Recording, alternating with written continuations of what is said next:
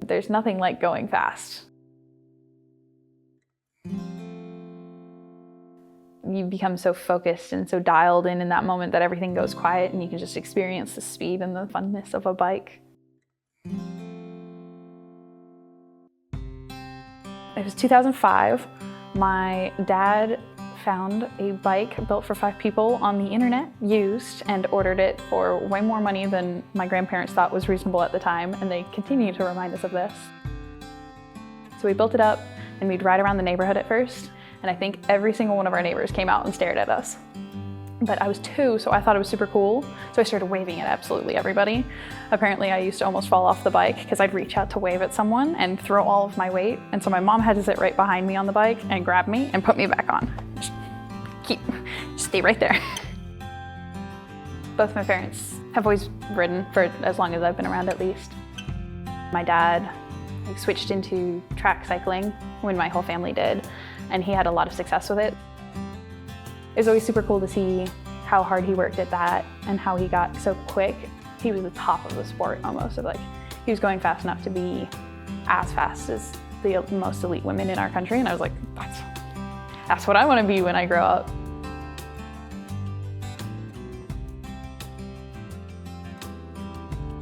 When we first saw Stephanie, the coaching staff kind of looked at ourselves and said, like, how do we miss this? Yeah, it was probably, we'd like to have you on our team, you need to join our team, please be on our team. And this also gives Nicole the opportunity. When I was in high school, I wasn't as dedicated to cycling as I am now. I wasn't training consistently, and I didn't have very much success as a junior. I loved cycling, but I didn't think I wanted to continue, so I was planning on quitting the sport.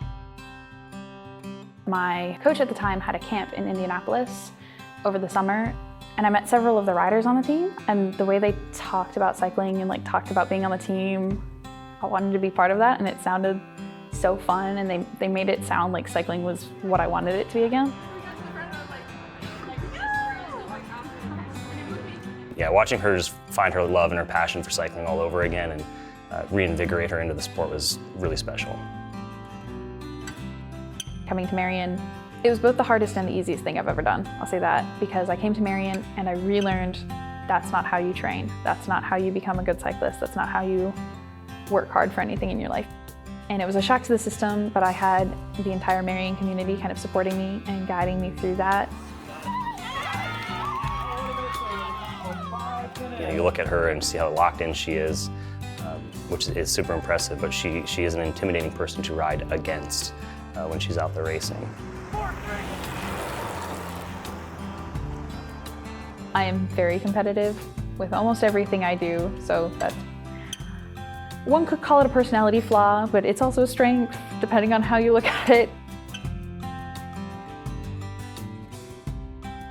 No matter what level of cyclist you're trying to be, everyone kind of gets each other.